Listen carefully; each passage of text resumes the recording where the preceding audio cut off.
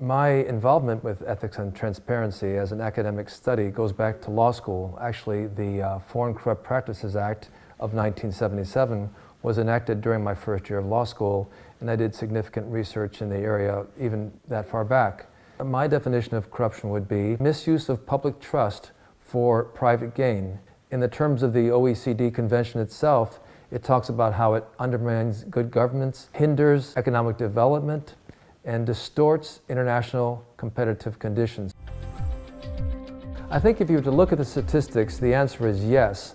Sometimes contracts are not as well administered as they could be. Several European countries and countries from around the world kind of followed the example of the United States with its FCPA and instituted their own laws, such as the UK Anti-Bribery Act. Very often, local laws are more difficult to comply with.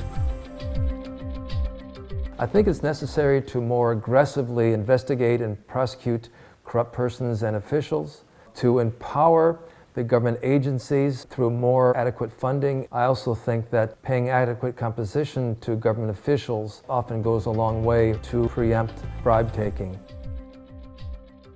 I think it's very important that they establish and they implement true zero-tolerance procedures, that people know that if they engage in unethical practices, especially bribery and corruption, that they will be dismissed. They also need to publish and monitor aggressive anti-corruption policies and procedures, and they need to implement these with well-staffed and well-trained departments specifically designed for that purpose. Having effective educational programs is very important, both for their own employees and also for the employees of their contractors. In the more modern anti-corruption context, companies can be responsible not just for the actions of their own employees, but for those of their subcontractors as well.